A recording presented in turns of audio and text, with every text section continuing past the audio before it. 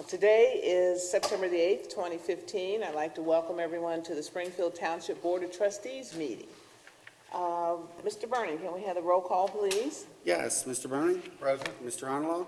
Present. Ms. McFarland? Present. All the trustees are present. Okay. And now if we can stand for the Pledge of Allegiance. Mr. Honolo, could you lead us in the pledge, please? Sure. I Pledge allegiance to the flag of the United States of America and to the republic for which it stands, one nation, under God, indivisible, with liberty and justice for all.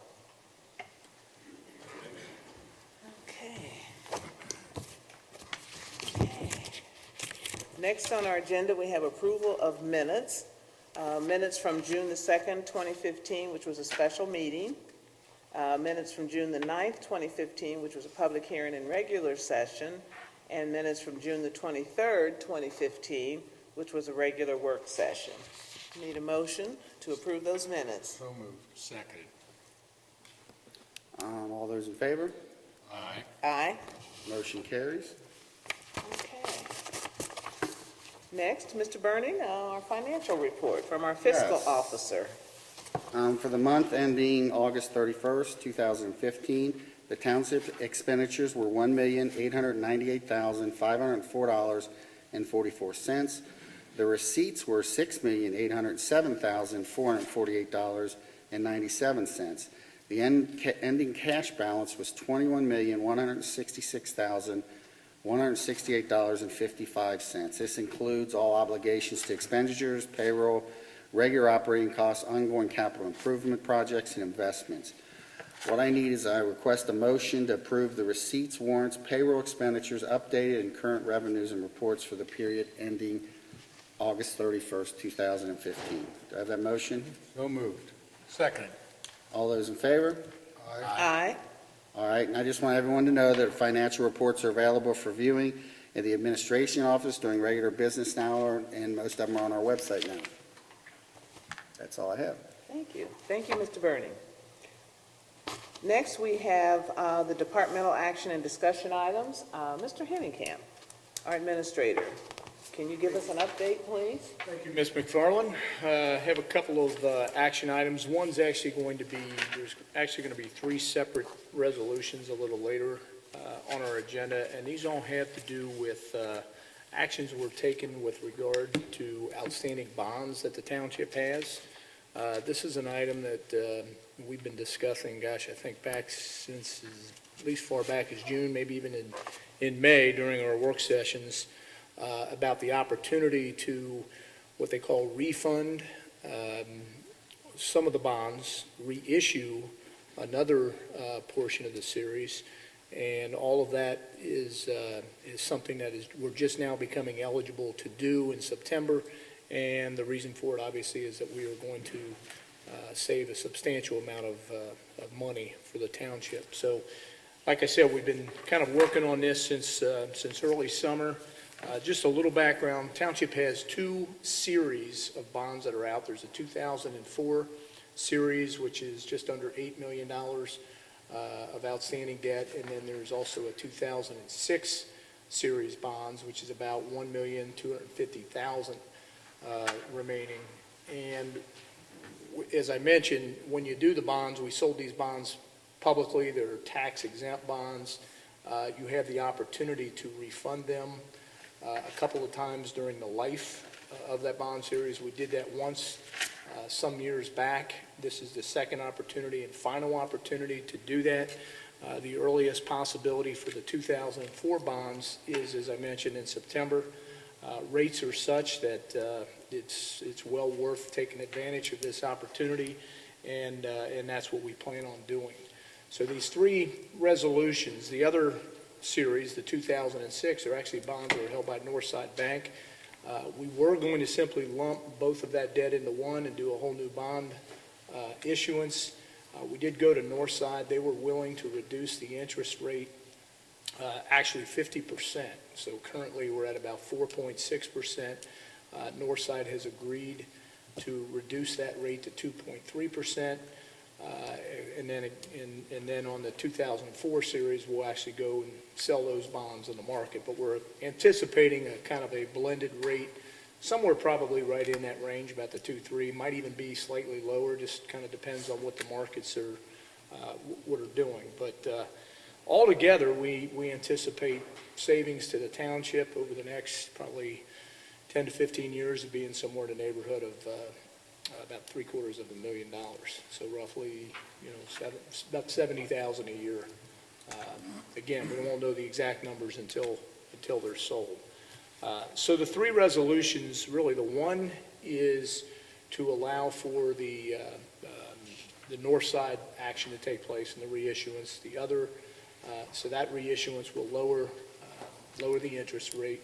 The second action is a completely new issuance, so you're refunding the current ones, reissuing at the new interest rate. So that's the second resolution.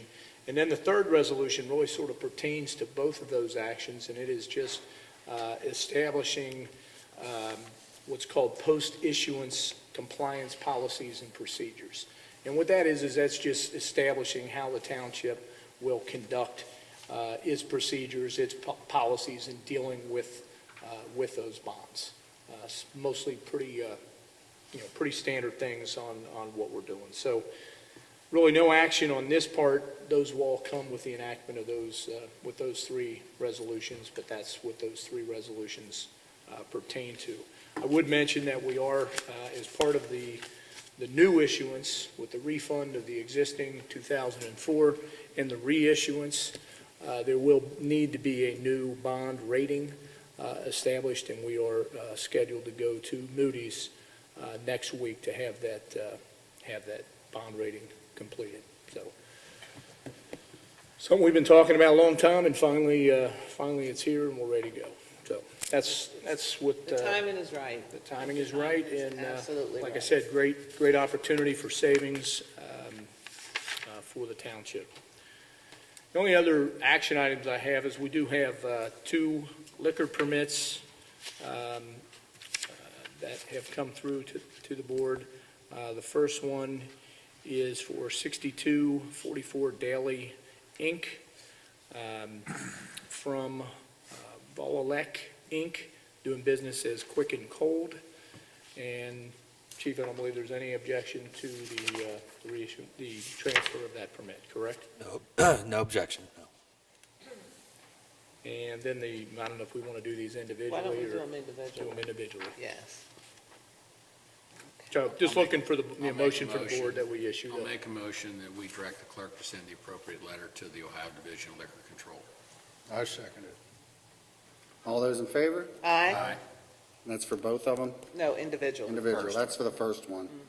And then for the second one? do I have And a the motion? second also is a transfer from 10960 Hamilton Avenue Gas Inc., doing business as Seven Hills Sunoco, to Seven Hills Food Mark LLC, doing business as Seven Hills Sunoco.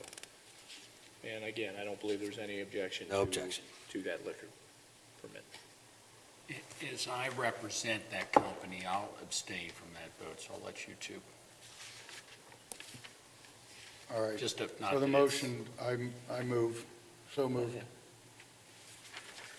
That we send the required information up to the state, but we have no we get a problems second? with that. Okay. You second, Gwen? Seconded, yes. All those in favor? Aye. Aye? Motion passes. That is the only action items, just under discussion.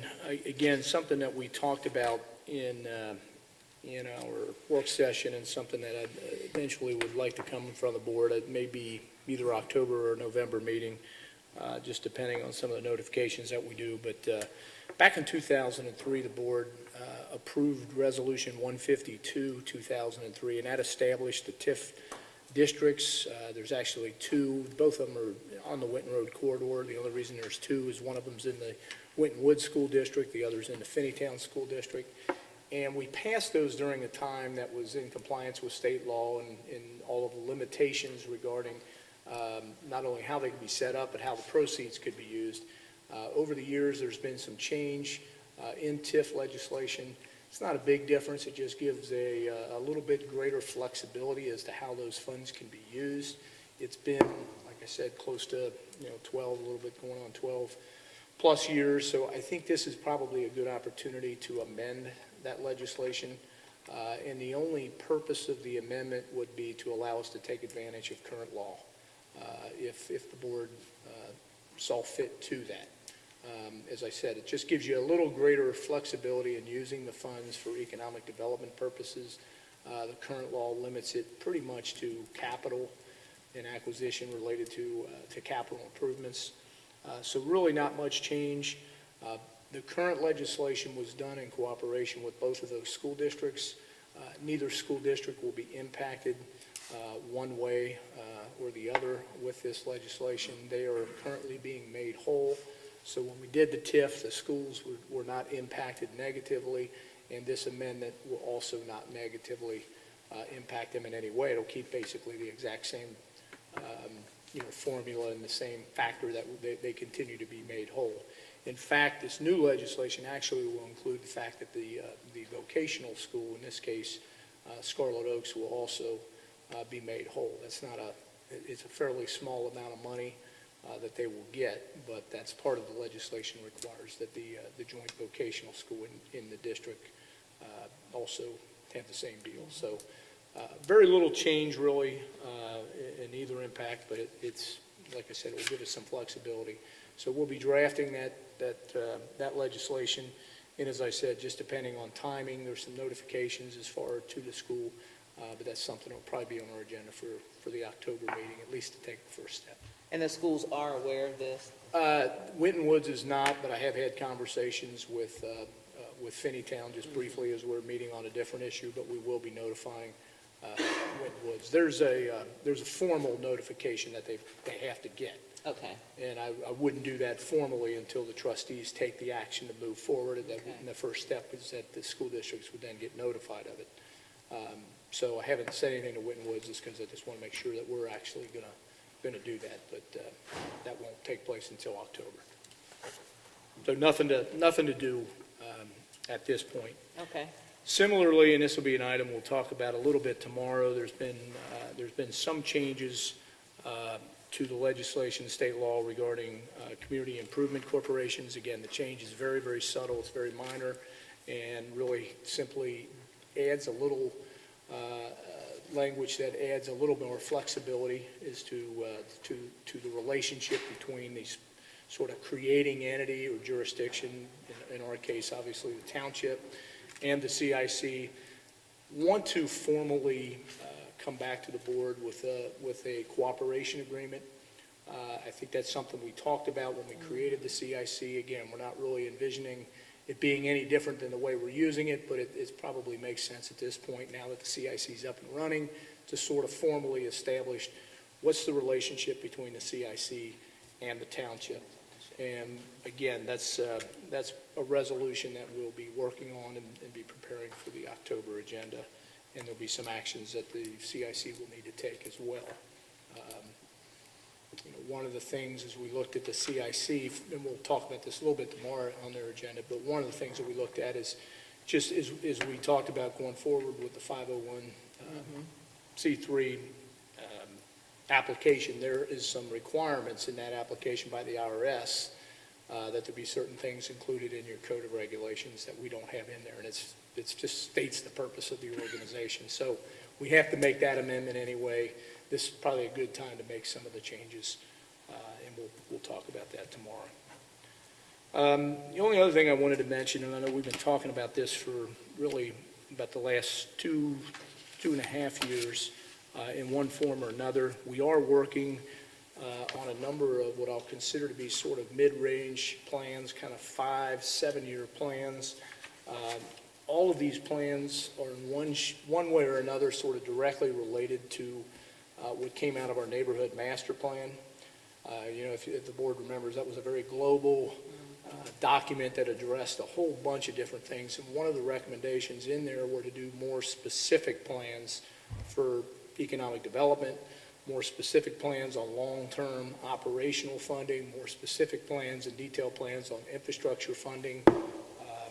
And we're working on all of those documents now as staff. What I'm hoping is that we'll meet again with the Neighborhood Master Planning Committee. We try to get that group together at least once a year, get them together, get some of their input, and as we go through and have these plans at least completed in draft form, to have the board see them, potentially conduct some public hearings on them, get community feedback as we always have. But we're kind of shooting for the end of the year, early 2016. I think we'll have these plans in at least draft form. And it's not, I don't think any of the ideas are going to be,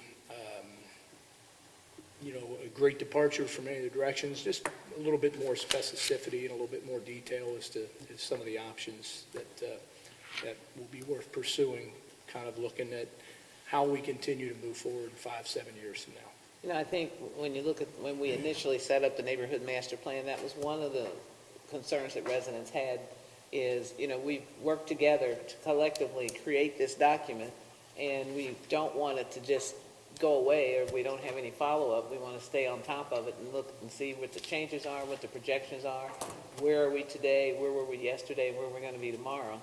So that group still is an active group, and I think that's important. Yeah, it is, and it's, the plan, believe it or not, in 2016 is going to be 5 years since we adopted it. So it's going to be good timing, not only to complete some of the phases, some of the other recommendations that came out of it, but also maybe take a look and update the entire document. That would be great. Under our personnel report, had a lot of activity. The fire department has been very, very busy. As you know, we've been in a hiring mode. So we've gone through a lot of transition with retirements. And we have new hires. Brandon Manor was hired as a part-time paramedic firefighter. Effective date of his hire was August 17th. Jason Brandt, also joining the Fire EMS Department as a part-time paramedic firefighter.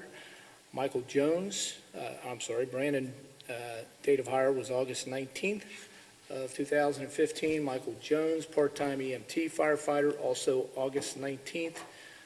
Joshua Moves is a part-time paramedic firefighter, also August 19th was his date of hire. Michael Swafford as a part-time EMT firefighter. His date of hire is August 25th, 2015. Robert Bear, a part-time EMT firefighter, effective date August the 26th. And Scott Rahm as a part-time EMT firefighter, effective date of September 13th. And as the board I know is aware, but I'll just say it, these are not new positions in terms of expanding the number of personnel. These are all positions that will work as a roster of available personnel to fill budgeted slots. In our police department, Michael Webb was hired as a school resource officer. His effective date, August the 17th, 2015. And I did accept the resignation of Carola Spurlock as a bartender. Effective date of her resignation was August the 17th, and our seasonal employees have completed their work. That's Laura Bass, completed her work on, and this is in the service department, August 14th. Michael Hartman, also August 14th. Josh Ungenbuehler, August 18th, and Joe Durr on August the 21st. Before we turn things over to Kim and let her go through community events and programs, I'll ask Laura to bring the board up to date with some good news regarding a liquor permit that we spent a little bit of time with.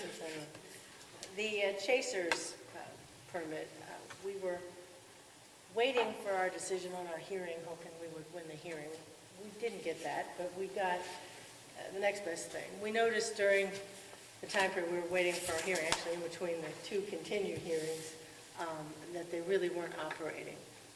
So we contacted the Department of Liquor Control and inquired whether they had put their permit in safekeeping, given that they weren't operating. In Ohio, you have to either operate or have it in safekeeping. They had not done that, so we alerted the hearing officer that it wasn't in safekeeping and they weren't operating.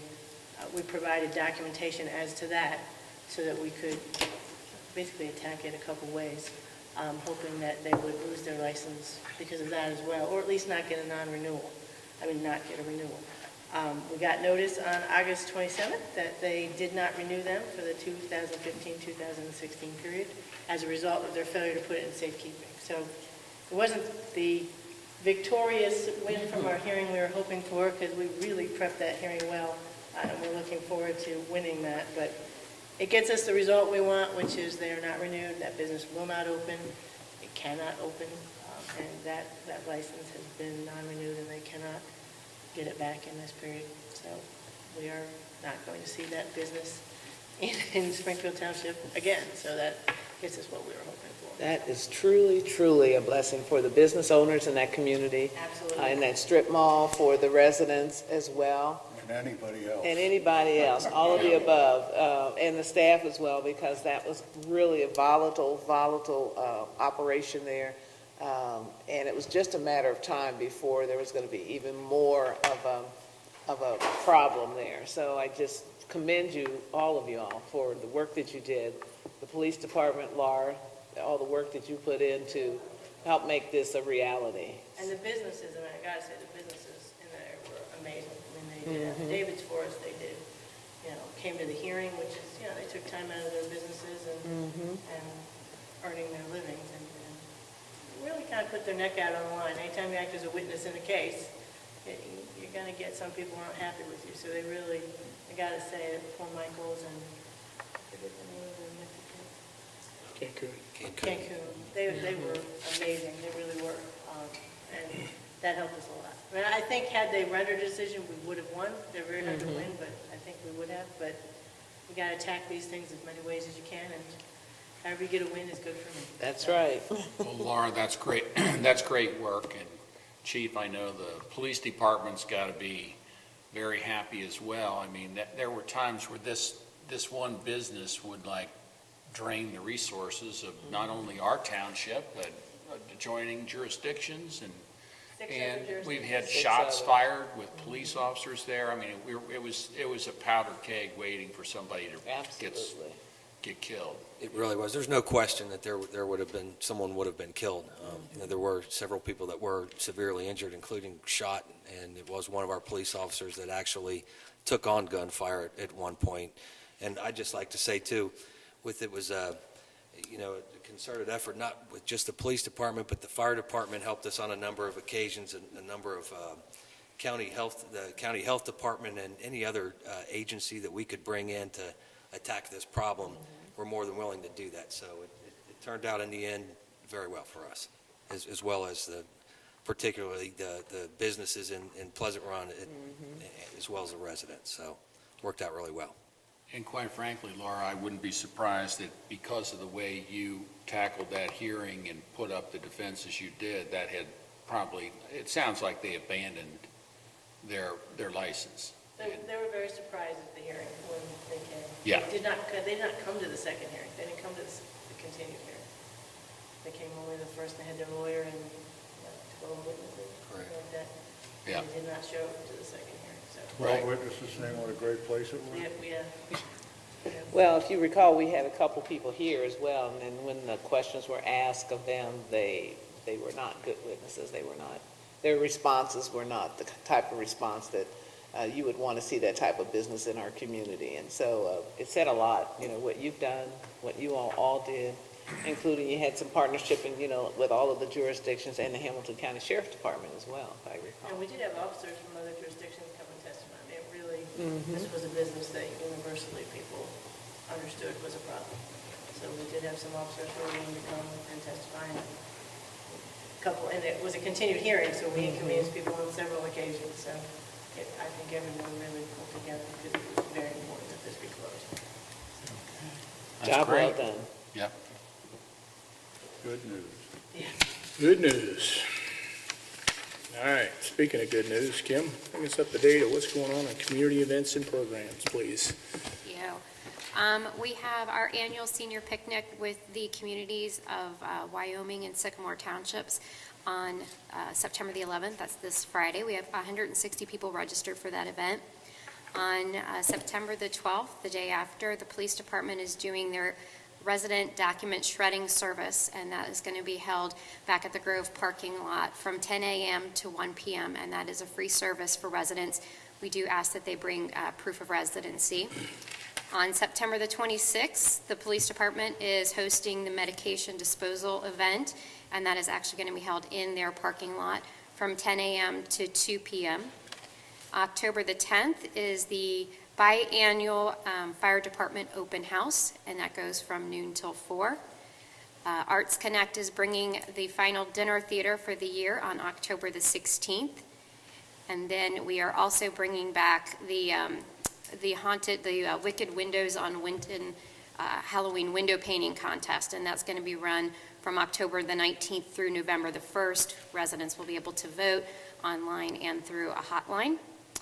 And on October the 30th, we're bringing back Cincinnati Playhouse in the Park for a free show at 7 o'clock at the Grove.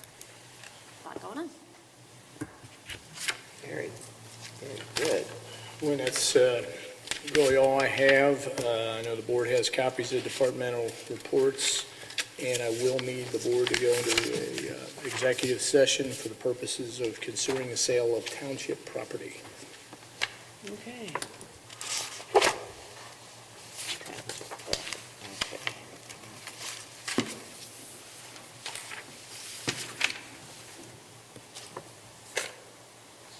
All righty. Well, we'll move on to our resolutions then. The first resolution, basically the next three resolutions, Mike has already given everyone an overview as it relates to the bonds. I think I'm starting on the right one. No, sorry. We got two before that. First resolution is number 60, 2015, establishing assessment for abatement of nuisance and certifying the same to the Hamilton County Auditor. Need a motion. So moved. Can't say it at the same time. Second? Who would I you say? second it. Joe seconds, Mark, and then Joe. Mr. Bernie? Aye. Mr. Honalaw? Aye. Ms. McFarland? Aye. Resolution carries. Next resolution is number 61, 2015, and that's authorizing the private sale of junk motor vehicles which were titled to the township pursuant to revised code 4513.61 and revised code 4513.62, and which are not needed or unfit for use in any township department. Need a motion? So moved. Second it. Mr. Bernie? Aye. Mr. Honalaw? Aye. Ms. McFarland? Aye. Resolution carries. And then the final three are the ones that Mr. Henningkamp had given us an overview of, that we were going to expect to discuss and vote on this evening. And that is resolution number 62, 2015, resolution authorizing the reissuance of $1,250,000 Service Department Facility refunding bonds for the purpose of reducing the interest rate on outstanding bonds, the execution of amended bond documents, and all necessary agreements and certificates. Need a motion? So moved. Seconded. Mr. Bernie? Aye. Mr. Honalaw? Aye. Ms. McFarland? Aye. Resolution carries.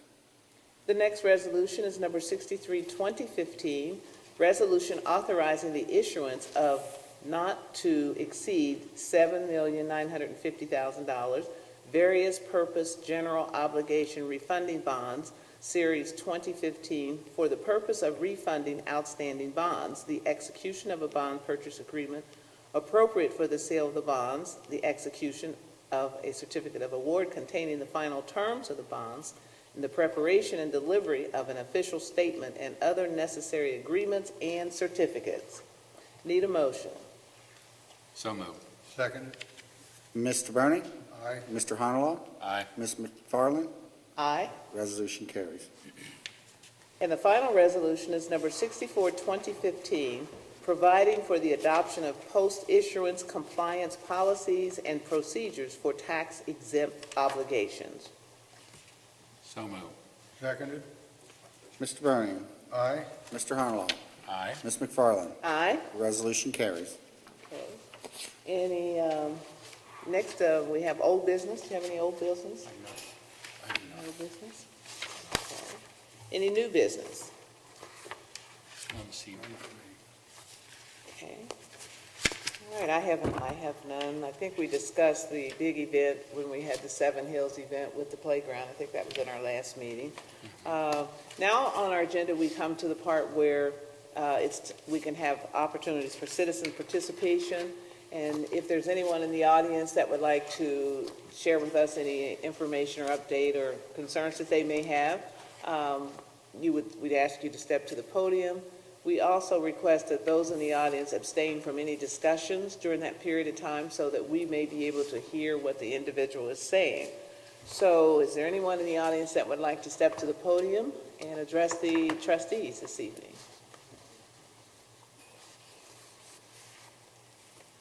Okay. Yes, sir.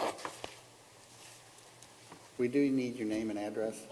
My name is Andrew Fisher, and I'm 932 Springbrook Drive. Thank you. I was wondering what was to become of Warder Park behind Whitaker Elementary. So you want an update on what's happening with Yeah, Ward that's Park? pretty much it. I That just what wanted you- to know what officially were the plans right now. That's all I Okay. wanted to know. Okay, that's a good question. We've been discussing this in several of our meetings. Mike, you want to give them an update? The township has entered into an agreement with a preferred developer. That developer currently is in the process of engaging engineering and planning firms, and they will begin hopefully sometime within the next couple of months of working on a master plan for that site. So specifically, exactly what the uses are going to be is still unknown at this time, because what they would require, once they do a master plan, is they would have to bring that forward to the township. That would have to go through any necessary zoning or rezoning approvals through the zoning commission and then ultimately the board of trustees. But what we're looking at is probably some type of a mixed use, predominantly residential, possibly some office use on the site, with maybe some retail on some ends of it, but mostly residential in office. Or the use is at least thought of at this time, but that's still not 100% known. And, if you want afterwards, I'd be happy to sit down with you, either probably not right after this meeting because we've got an executive, but I get your name and we could be happy to sit down and kind of show you some rough ideas of what we're looking at, but very preliminary at this time. All right, thank you. You're welcome. Thank you. Thank you. Is there anyone else? Okay, seeing that there is no one else at this particular moment, need to entertain a motion for us to adjourn from this meeting and go into executive session regarding the sale of township property. So moved. Seconded. Mr. Burning? Aye. Mr. Harnwell? Aye. Ms. McFarland? Aye. We're in executive session. I want to thank everyone this evening that came to our meeting. Before we go into our executive session, I know it's been a warm day today, and I can't think of a better place to be than in air conditioning and kind of getting an update from all of us regarding what's going on in our township. So again, thank you. Thank you for coming this evening.